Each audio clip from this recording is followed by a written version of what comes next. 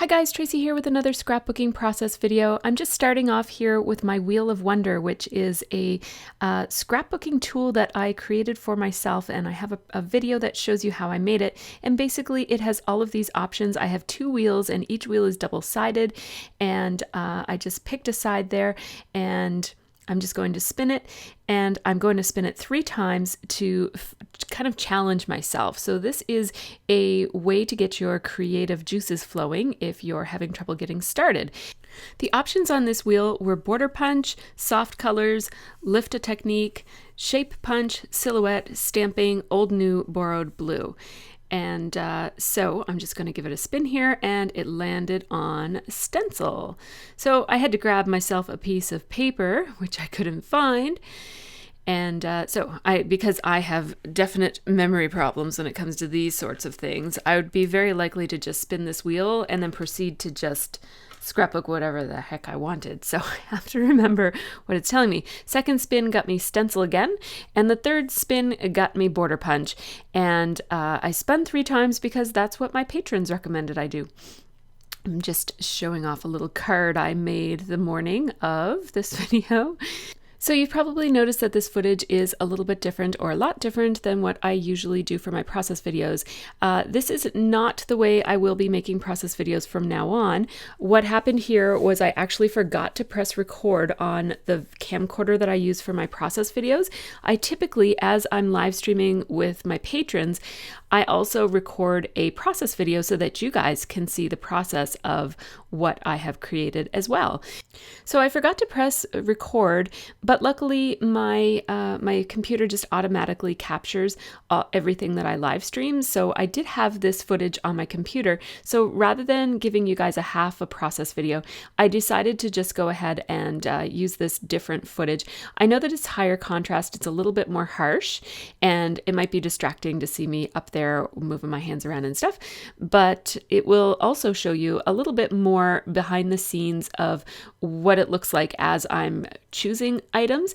This video is also quite a bit longer, and I'll talk about that in a few minutes. But first I thought I'd mention that these are the photos that I'm thinking about. So that top layout that I have a photo of with the pink dress is something I scrapbooked several years ago, and these are the matching pictures of my other daughter from the same photo shoot.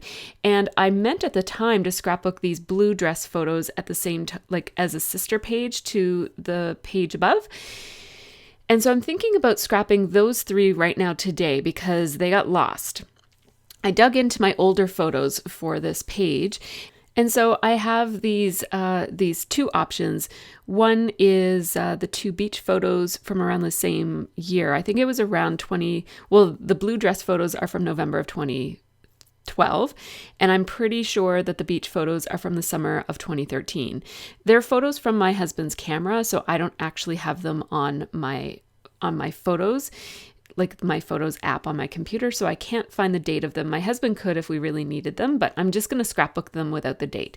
So at first I thought about using the Fancy Pants collection called Poolside, and that's what I had on my desk a few seconds ago as I was talking. But it became pretty clear to me that those papers are really highly themed for pools and not for beach. And I could probably pull off a beach page, but it has more reds in it than pinks, and I really wanted to pick up on the pinks in some of the bathing suits if I do end up using the beach photos. Ooh, I got a little bit tongue-tied there. Sorry about that. Anyhow, now what I'm using is a combination of several hip kits and random supplies that were on my printer, and they were just in a big pile. I had brought them when I changed my scrap room from the basement to the main floor of my house, and these are supplies that I never did go through and put back into my stash. And so here I am just looking at my stencils, because stencil is one of the things I have to use, and I have to use it twice because I spun it twice. So I'm just looking through, and at this point I think I'm looking for wood grain. Yeah, I am. I'm looking for wood grain. The reason is that first, so I have a Badass Stencils wood grain stencil, and I also had that Tim Holtz one, but the Tim Holtz one was It was a little bit too small for what I had in mind. The reason I'm going with wood grain here is that if you can see just the top little edge of that layout that I have a photo of with the pink dress, the background of that is a wood grain paper. And so I thought maybe I'd create my own wood grain paper by using a stencil. And then I could make this sister page with the blue dress coordinate with it. So at this point, I'm leaning towards using the sister, the coordinating photo shoot, those 3 pictures with the blue dress. I'm going to change my mind on that though, but first I'm going to grab my Tim Holtz Distress Inks in brown because I'm looking for a nice soft tone on tone with this craft paper that I grabbed from my stash. And I'm just grabbing an ink blender. I have a whole bunch of them that an old YouTuber, I don't think she's making videos anymore. She used to be named Good Grief You? Good Grief Me? Good Grief You, I think was her name.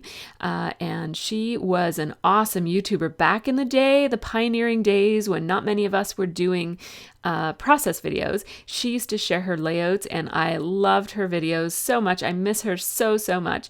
And I used to know her first name, but it's just been too long, I forget.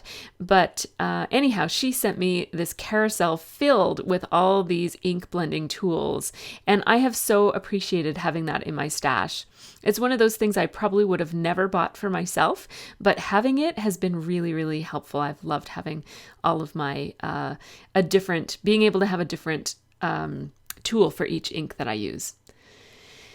And so I'm just rotating the stencil as I go just to try to make it look a little bit interesting and not like it's obviously repeated. And the thing that I'm keeping in mind here is I'm using a light touch so that it's a very subtle tone on tone kind of a look. And the ink that I'm using is antique linen. And I'm also not being too careful about making sure that my pattern lines up because I'm aware that most of this is going to be covered by my layers and my photos because remember, I have 3 photos that I'm going to be using, 3 full size 4x6 photos. So they're going to span most of the width of the page. I am planning to overlap them a little bit. I'm just taking a baby wipe and wiping off that distress ink, especially when you stencil with distress inks. It's a really good idea to go ahead and wipe off your stencil right away. I'm not one for cleaning up everything. Like sometimes I'll leave paints on my stencils, but distress ink will reactivate if it's touched by anything wet or with water. And so having brown on your stencil is really not going to be cool if you go and try to use that stencil for something else, especially something not brown. And I don't scrapbook with brown very often, so I just kept that in mind. Now, as I was creating that background, it became really clear to me that it would be much more appropriate. And I also got some feedback from my patrons that it really would work a lot better with the beach photos because of the sand in the beach photos. And I just wanted to save the blue dress photos for a layout where I'm going to be using less brown, I guess is what I want to say. I will still probably use craft on that page just to help it tie in with the original sister layout that goes with it, but not this much brown. So now I just went to my pink drawer and you can see where I keep my drawers over here. If you haven't seen my scrap room video, you get a better sense of how my room is laid out and how I go about accessing things as I'm picking. So I knew I wanted some blue, and this Chamel paper with the lines on it, the diagonal lines, the bigger paper, is perfect. It matches so nicely and picks up on the stripes in my daughter's bathing suit, the lower picture of my daughter's bathing suit. They both have stripes, but that paper looks almost identical to those stripes. It's a little different, of course, because it's diagonal and it has wood grain between it, but it really picks up nicely. So I'm thinking, I would love to use this paper.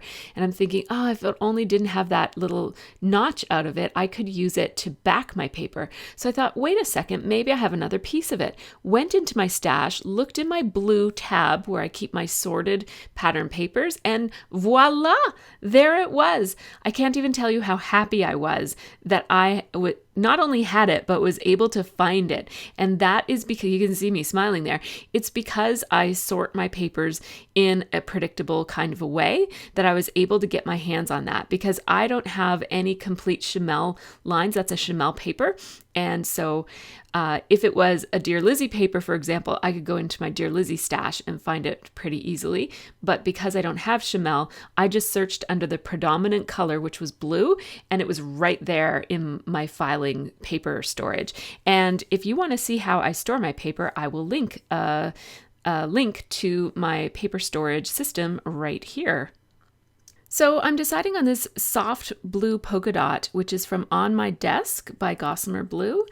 And I really love how that looks. I chose it because it's very soft, and I love the warm, it's like a grayish background.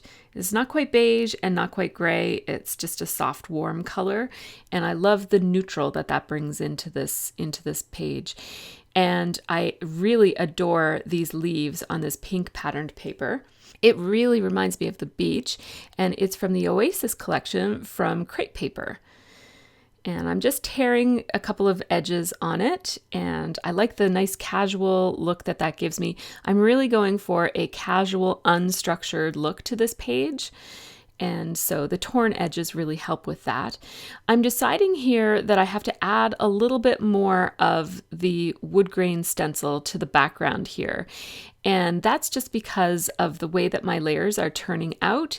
I want to be able to see a little bit of the stencil protruding out behind each of the sides, so the top, the bottom, the left, and the right of where my layers are going to go. And I'm just making sure that I'm including knots in places that you'll see them, because I think that the knots make it clear that this is a wood grain and not a tiger stripe, because the two do look really similar. And so I just want it to look woody and not like a wild safari type of a background. And that I'm just putting those together, and then I'm pulling up the sides. Again, that adds to that casual look to this. And some of these sides might end up being put back down again, depending on how I layer things on top of it. But I do like to pull up the sides right away so that I don't forget to do it later. Now I'm thinking that I might want to use this. See, I have two different striped options, and the stripes pick up on the stripes in her bathing suit. And see how this one is just really not the right color scheme. It's going to throw off my page if I use this one. I did think about using it, so I'm going to go a little bit down this line before I realize. And you know, that doesn't look bad, but see, yeah, it looks fine.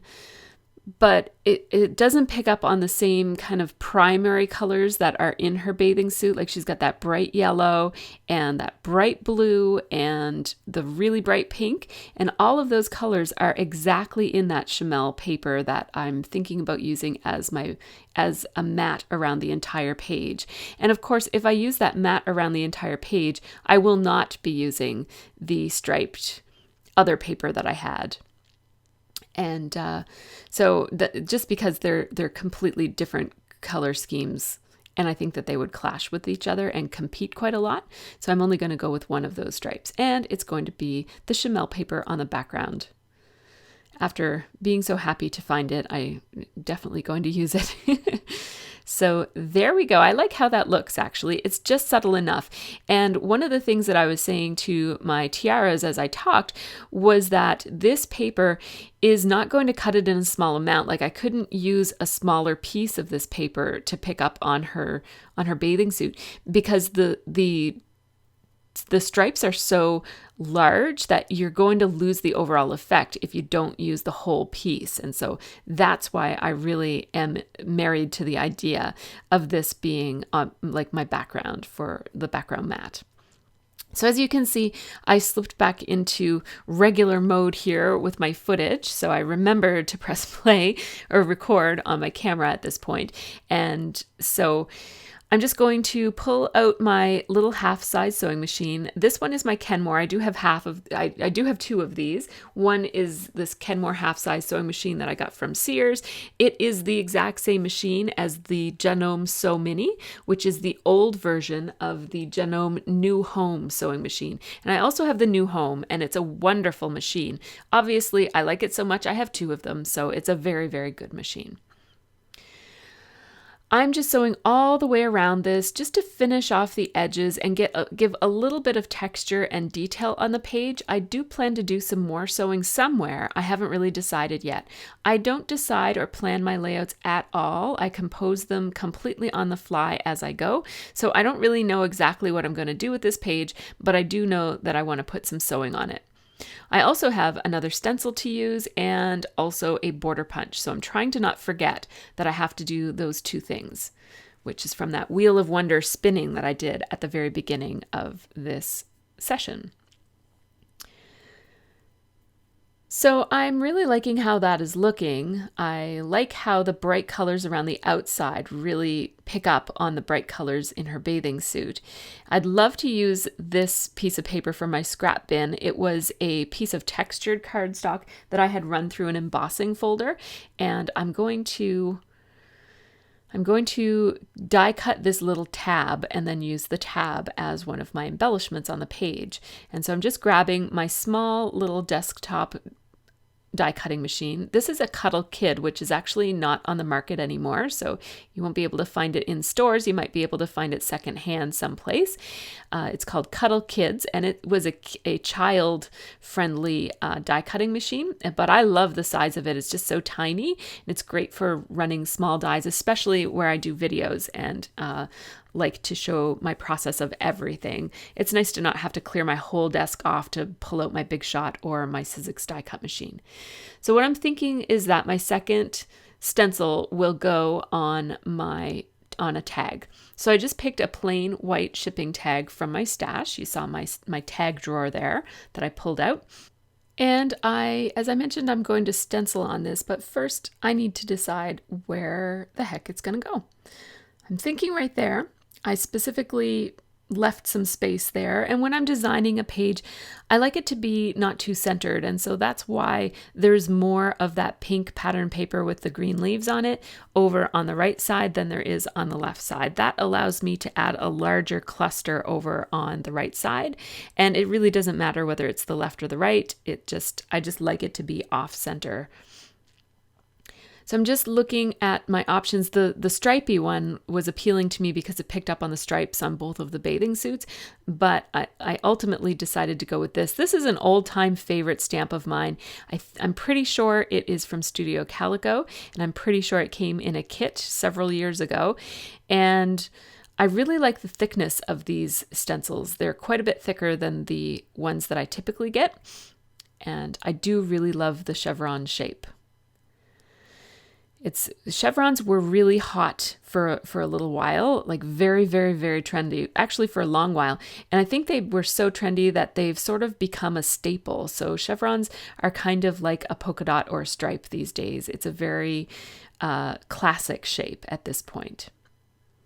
So I thought about, you saw me, I had my swatches out for my mists, and I actually decided to pull out a really old mist that I have. This is one of the first mists I ever bought back in 2009 when I first started scrapbooking. You can see it's very soft. It's Glimmer Mist by Tattered Angels, and the color is Old Lace.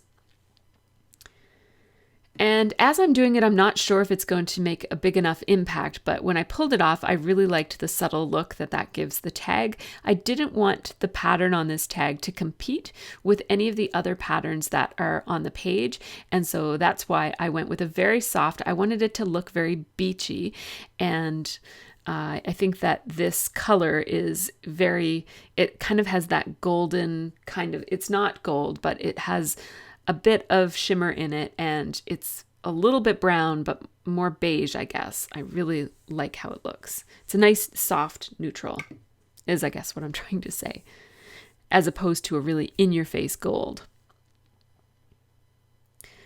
I'm going to just trim that down so that it fits easier under my layers, and there it is.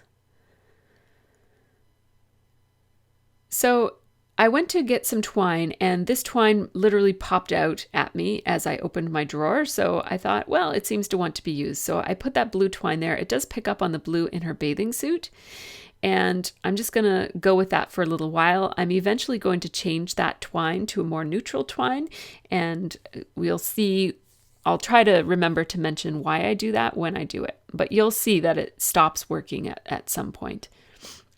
I'm outlining that tab that I die cut with my gray Chamel journaling pen, which I love. It's my favorite gray pen that I have. And it hasn't run out yet, so I'm very, very pleased with that. And that is a little bit tricky to outline because it's bumpy from the embossing. It did lose some of its embossing when I put it through my die cut machine, but it's still pretty embossed. So the line is a little bit shaky, but that's okay because, as I mentioned, I'm going with a real casual look. That's part of the reason I didn't outline my papers, is that I want these to look really casual and unstructured, and adding the outlining, which you guys know I often do, it does many things like bring papers together and make it look finished, and I really like outlining. But in this case, I want this page to look very loose and relaxed and unstructured, and the structure of those lines running around all of the photos will just not give that look that I'm looking for. So here are a selection of border punches. I immediately took one out of the runnings as soon as I got here. I was like, nope, don't want to use that one. I like that Fiskars one because it looks a little bit like drips of water or something, and I haven't used it for a long time. It's kind of a wonky, weird-ish shape, but I'm deciding to go with this, which is my favorite border punch. It is called Embossed Dotted Lace, which is a funny name for it because it doesn't really emboss. Oh, it's called Double Embossed Dotted Lace. And it doesn't really emboss very well. You'd have to press really, really hard.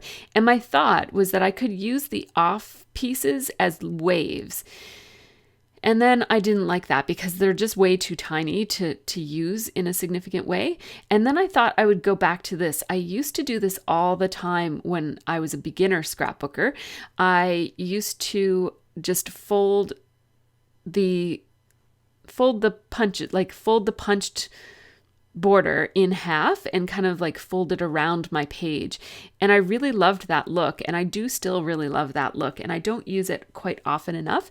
And then what I normally would do is I would wrap it around like this, and see how that also covers that boy in the water who's in the background? That works really well for the composition of this page because he was the distraction there in the page. And so I like how that works. It doesn't entirely cover him, but a little bit. I had to trim that down because it was lining up a little bit too much with the top of that crepe paper, the pink and green paper. And so now it's just not so lined up, which I like better. And so I did use some adhesive to hold that down. And what I typically used to do is I would staple along that edge. I'm not going to staple on this one because I think that the staples are going to look too heavy on this. And I like I said, I'm looking for a soft look, and also I want to do some sewing, as I mentioned, as I sewed the outside edge. So that will be a good place for me to add some sewing. And if I was really smart, I would add that sewing towards the end so that I could tuck some things underneath of those layers. I'm just grabbing my letter sticker, and I am storing my letter stickers in a new basket, which I am in love with. I adore this basket. It is so pretty, and the mint matches some mint accents in my room so nicely. I like these letters. They're from Maggie Holmes, and they're see-through, and they're white, and they're a little bit sketchy, so they work with the feel of my page. And then I also like these foam, or I guess they're rubber, freckled fawn stickers. And then these, I don't know who makes these, but they're acid, like clear stickers. I was going to say acetate, but they're not acetate. More rubber stickers. These are from Pink Fresh. And also Kelly Perky. I want some outline letter stickers, not tile letter stickers, and I want them to be small because I'm going to compose my title on the photo. So I'm grabbing my thicker alignment tools, and my first thought was that I might so one of my patrons suggested the title, actually Carina, suggested the title Beach Girls on the Run. So I'm going to go with that as my title. And what I thought I would do is make it be kind of rounded. Those are my Kelly Perky, my favorite shaped letter stickers. And these are tile, but because they're see-through, it doesn't matter. I basically want to be able to see the photo behind my letters, so I don't want a tile. And what I'm thinking is that I'll put Beach Girls on a curve like this, and then on the in the middle, and then Run on a curve at the bottom on an opposite curve, so that the title will create a circle. And you could do that with these thicker alignment tools, but as I'm composing it, I'm thinking, I don't know if I'm going to like this. For two reasons. First of all, it's a very fussy, finicky thing to do to get the top circle and the bottom circle at the right angle, because these thicker alignment tools aren't giving me enough curve. And so I'm just kind of working through the idea that this is going to take a lot of, I don't know, finagling to get it to look the way I want it to look. And then also, I don't even think I'm going to like it if it did look the way I wanted it to look, because what I'm pointing out here is that there are a lot of horizontal lines in these photos, and you could make a curvy title to balance that off, or you could really go with the horizontal lines and really emphasize them by making my title very long and horizontal. So that's what I'm going to do. It's easier, and I really do think that I'm going to like it more from a design perspective. So I think that it would be worth the extra effort to make that circular title if I was convinced it would work. But since I'm not quite sure, I'm going to go with the safer bet here, which is a horizontal title, because I know I'm going to like that. So this process video is a little bit longer because this page took significantly longer for me to scrap. Most of my pages take about 2 hours to create, and this one took 3.5 hours. And some of that is because I was a little chatty, but I think also I just used more techniques and did more with this page than I typically do. And so that's the reason this one is longer. It's at the same speed, so I like to leave my entire process in, and I think speeding it up more than 4 times makes it really difficult for me to narrate in a cohesive way. It's already sometimes difficult for me to narrate in a cohesive way, so I don't need to make that any more difficult for myself. So I'm using a combination here of my Thickers alignment tool, the straight one, and also waxed paper. The waxed paper underneath of the thicker alignment tool means that these letters aren't going to stick to the photo as I'm composing, because I'm going to want to move them around a little bit as I decide where exactly they're going to go. And so that seems to be a nice hybrid method between my old way of doing it, which was to use the waxed paper pretty much all the time, and my new way of doing it, which is to use the thicker alignment tool. And I like that. It gives me the best of both worlds. So there we go. These letters do shift around a little bit because they're smaller. I find that smaller letters are a little bit more difficult to place, but it's still, I think, better than trying to place them freehand on a background, especially a background that has some distracting elements like the waves there, and all the little white lines that are part of the waves would really throw me off if I were trying to just put those on the page. So I really like how that looks. Those rubber letter stickers are pretty forgiving too. Like oftentimes I find I can't lift a sticker off of a photo without peeling up some of the ink off the photo and making a bit of a mess. But those rubber stickers do have a little bit more forgiveness to them, where you can pull them up a little bit and nudge them around. If you were to do that a lot, you'd probably get a lot of glue left behind on the photo, but just nudging them a little tiny bit doesn't make a huge problem for your photos. So remember how I said if I was smart, I would sew after I did the embellishing so I could tuck things in under that little folded border? Well, that would have been a really good idea, but that's not what I did. So I am going to sew some back and forth lines here. And if you didn't want to bend your page, I don't mind just curving my page up through the little place in my sewing machine. But if you didn't want to do that, you could just stop sewing and pick it up on the other side and sew back and forth. But I'm a little lazy about that, so I just switch it around and go back and forth without cutting and starting all over again, like cutting my threads and starting a whole new line of sewing. So I just do a bit of a zigzaggy look here with a straight stitch. And I did it on both sides. I wasn't going to do it on both sides. I didn't really want it to have that matchy look. What I'm showing here is that it's a good idea to just check your needle and make sure that there's no goopiness accumulating on the needle as you sew through, especially when you're sewing through adhesive. Now also do not leave a wet baby wipe on your layout like I just did, because it could cause you some problems. It didn't make a big deal here, but just, be careful about that. Don't do what I do. That's the theme of this layout.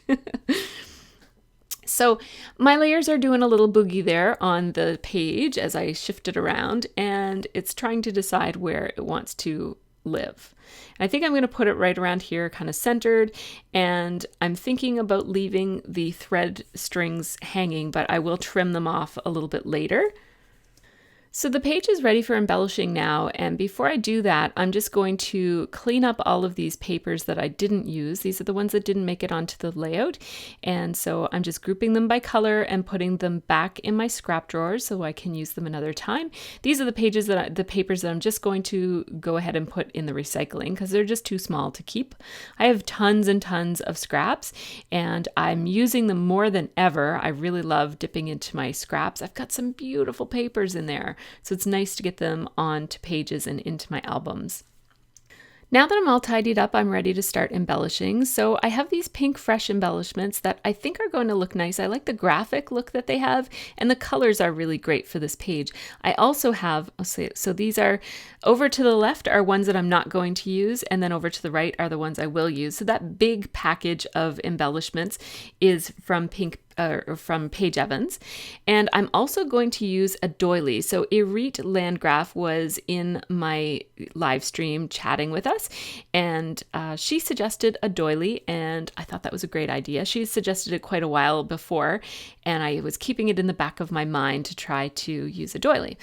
So as I mentioned, I sewed this down, and so adding this doily so that it looks like it's behind these layers is going to be tricky. I'm going to use some liquid glue for that because the spaces are really tiny and I don't want my adhesive to show through. So using wet adhesive here is a lot better.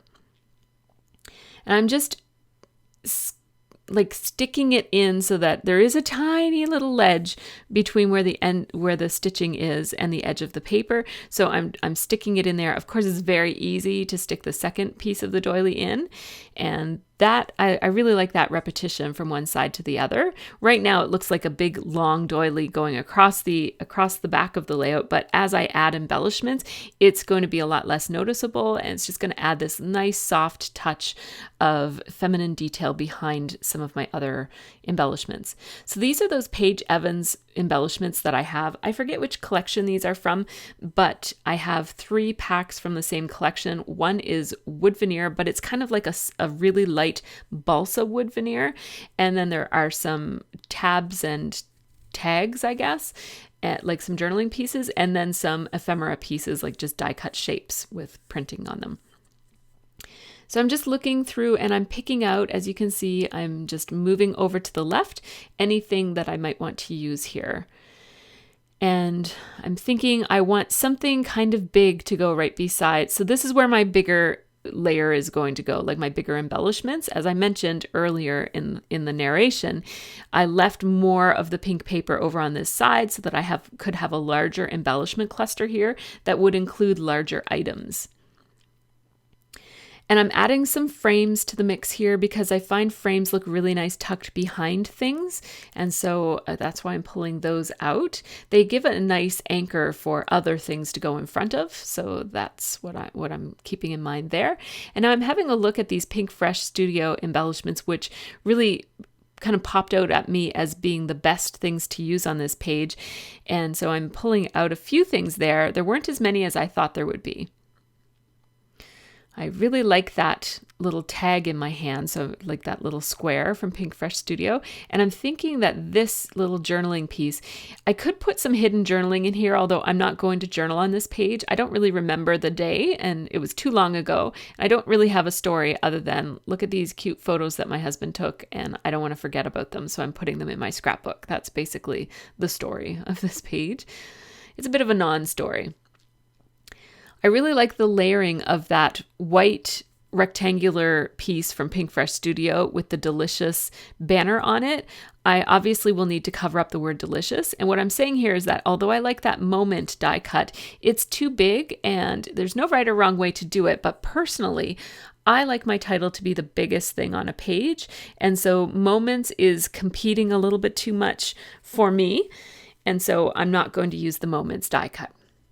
But it's all comes down to personal preference. And as I mentioned, there's no right or wrong way. So if you loved the moments piece, you could totally use it on this page. I think it would look lovely. These are all of my dimensional embellishments. And so I'm just pulling out different options here that I might try out on the page.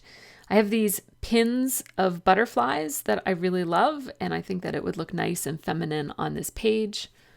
Don't know what I'm saying here with my hands, but I am going to also find more pins, and I think that if I add a pin, I'll add two.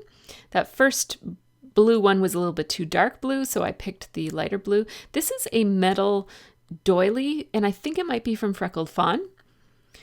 I really love it. It's a very unique piece, and I've pulled it out and almost used it several times. I really like this butterfly of these Maggie Holmes butterflies because it has the yellow at the bottom and it picks up on the yellow in one of the bathing suits, and it's also very stripy and it picks up on both bathing suits. It actually looks more like the top bathing suit than it does look like the bottom bathing suit, because the top one is all soft pinks and yellows, and so I like how I've kind of picked up on both of the bathing suits. The striped matting on the background of the layout picks up on Liv's bathing suit, and then the butterfly picks up on Sophie's bathing suit. I like that. I think that something needs to go behind my butterfly, something else, and this tag is going to do it. I'm going to put it right there, or a little journaling piece, whatever you call it, label. I like that. I like how there's a lot of soft white neutral things behind the butterfly as opposed to something very distracting. Both the tag has a tone on tone, and then the white doily, and then that label just has a soft gold metallic trim around it, like the little faux stitching look. I like that quite a lot. And as you see, as I add neutral things behind that butterfly, that blue twine is standing out more and more. And really, I don't want twine to stand out, like especially on a shipping tag. It's supposed to be kind of soft and disappearing as just like a little subtle detail. So it's adding contrast in a place where I really don't want to add contrast. Contrast is a design principle that can help guide your eye around a page, and I really don't need your eye to be drawn out to that far right-hand corner where really nothing is. It might be different if I had some journaling on that tag and I'd want you to look at it, but it's really not necessary here, so that's why I'm going to eventually change that. Here I'm using a frame, as I mentioned, behind something to just anchor the stuff in front of it. And I'm going to repeat that, the other half of that little neutral label piece.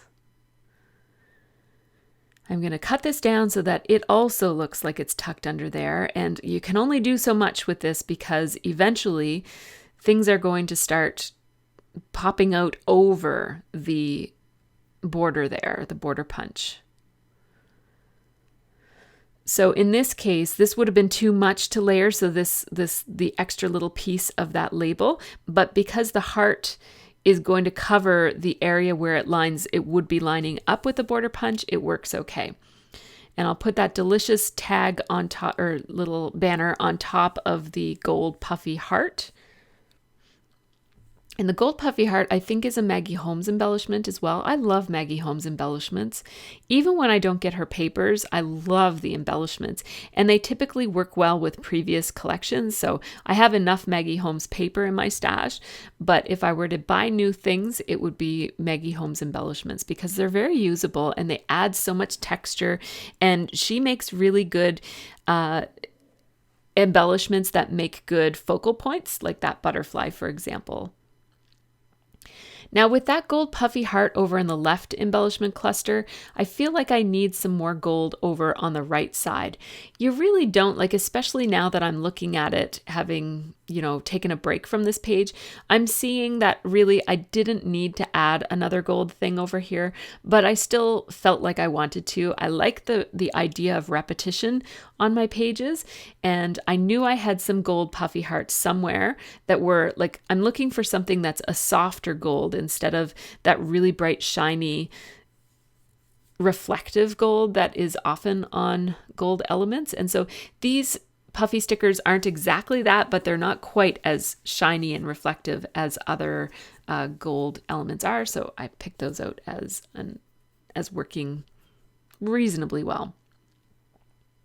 I would have liked something down beside the butterfly, but I'm going to give up on that idea. I did like the look of the heart there, but it just was feeling too symmetrical for me, and I didn't want this one to be symmetrical. So I'm going to leave the heart in the spot where it's at instead of moving it over beside the butterfly or using two. I think if I moved it, I would have struggled with what to put over here instead, and putting two of them would be too symmetrical for me, for my style. I added that little feather beside the butterfly, which is from a hip kit die cut collection that was exclusive to a kit. I'm finally going to glue down my layers, and I just had to scooch it over a little tiny bit. And one of the benefits of gluing your layers down after you've embellished is that if some of your embellishments stick out a little bit more on one side, you can account for that and put your layers a little bit off center to allow for things to be contained within the page protector. In this case, I'm not having anything protrude off the page and cutting off. And typically, if I do that on one side, I want to do it on both sides. But as you can see, everything here is contained within the page. At this point, I'm having to take more breaks to go check on my 11-year-old, who I had told her I'd be scrapbooking for about 2 hours, and we're now at the 3.5-hour point. And so she was working on a project, but I just needed to make sure that she was still occupied. So I keep leaving and checking on her. Oops, I used a little bit too much glue. These puffy stickers are puffy on both sides. They're puffy on the gold side that you see, but they're also puffy on the back side, which makes them difficult to stick down. So I'm using a little bit of extra glue here. The adhesive that comes on them is just not keeping them stuck down. They are from Freckled Fawn, and I really love them, but the extra adhesive will make sure that they don't move around after I've put this project away in my scrapbook album. I do put my layouts into 12 by 12 page protectors and put them in D-ring albums. I sometimes get questions about that. So remember that blue banner that said delicious that was on top of the gold heart? Well, I decided that it needed to be pink instead of blue because there isn't any other pink in this embellishment cluster, and there's already plenty of blue. So I want to make sure that I have good repetition from cluster to cluster, and I need some pink over here. So the banner on top of the heart is a great place to do that. So I'm looking at some really old bannery, labely type of stickers that I have in my stash. I went really overboard in my early scrapbooking days. I fell in love with these label stickers that you could get. The Jilly Bean Soup made them, and My Mind's Eye made them, and I think I got some on Peachy Cheap, like some big lots of them. And back then I used to shop on Peachy Cheap an awful lot, and also Scrapbook Steals. And part of that involved having many copies of many things. So they used to sell things in big lots, like 10 packages of label stickers instead of just one. They were all different label stickers, but still, I probably didn't need quite that many label stickers. But it is nice to have options, and I do still, even after all these years, I do still really love those label stickers. Even though they're not the trendiest most current item, I still really love using them. Didn't get to use one here because I just didn't have the right colors, but this is a little sticker from Maggie Holmes, I believe, that says all the heart eyes. And I like it because it's the right shape and it's the right color and it's nice and soft, and it tones down the reflective shininess of that heart just by covering up some of it. I'm adding a few more of those puffy hearts and plus signs as just a little extra embellishment. Instead of enamel dots here, I'm just using these little puffy stickers. I like to have something scattered amongst my embellishment clusters, and so these will fit the bill for that.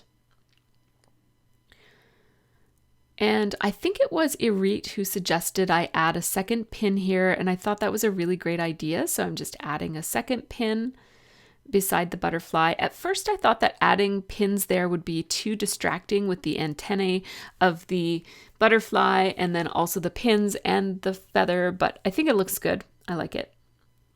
It's a little distracting, but so what? So I've cleaned up a little bit and I grabbed my Heidi Swap Gold Shine, Color Shine in gold, and I'm going to do some splatters. And I have my Tri-Art palette out on my desk just to protect my work surface. And I have a piece of parchment paper just taped to the top of it so that I can have a flap that goes up and protects my computer, because my computer is right in front of my mat there, right at what you would see as the top of your screen is where my computer monitor is. And I'm going to just be very generous with these sprinkles and just splatter them. I'm just using the nozzle and just splattering away. I use a variety of different ways of splattering. Sometimes I'll use a tool, sometimes I'll use a paintbrush, sometimes I'll use a piece of packaging. And I'm taking the biggest drips. When you first dip it, the biggest drips come out first. So I'm dripping off on the palette and then I'm moving the wand over the page so that I can get some smaller splots because I already had some big ones over there. So that's another tip for adding splatter. Just do a little flick off of your page and then flick on your page and you'll get tinier dots. Because all of the biggest, heaviest pieces of mist will, because of gravity, they'll fall off first. And then you can just kind of really swipe it, use quite a sharp motion with your hand to get some of the smaller splatter on after the fact. You could also use a toothbrush or a paintbrush to get smaller splatter as well. Here I am replacing that blue twine with a more subtle, this is gold and white twine. I like that quite a bit better. And as you can see, it doesn't pull your attention over to the side of the layout where really nothing is. So here's how this layout looks up close. I think that wood grain on the background adds a really nice subtle interest to the page. And man, I think this might be one of my favorite pages in a long time. I feel like I sometimes say that a lot, but I haven't said it recently, so this really is one of my favorite pages in a long time. I just love how soft it is, and just pulling up those edges added a little bit of soft gray shadows among my layers. So here are some close-up photos of this page. Look at my girls. I can't believe how little they were, like how young they were then. I'm so happy that I dug into some older photos. I do usually scrapbook current photos, so I'm usually scrapbooking from the past week or two of memories. The reason I dug into my stash of already printed photos is that I really hadn't taken many pictures over the past couple of weeks, and I might be doing this more and more as my kids are tweens now and not really appreciating having their photo taken as often. So this might give me a nice chance to delve into some memories and scrapbook some other photos as well. So thanks so much for watching. Check out some of these other videos. If you like this video, do give me a thumbs up. I really appreciate any way that you interact with these videos. It really helps my channel and helps me keep on creating videos for you guys to watch. Take care and have a really great scrappy week.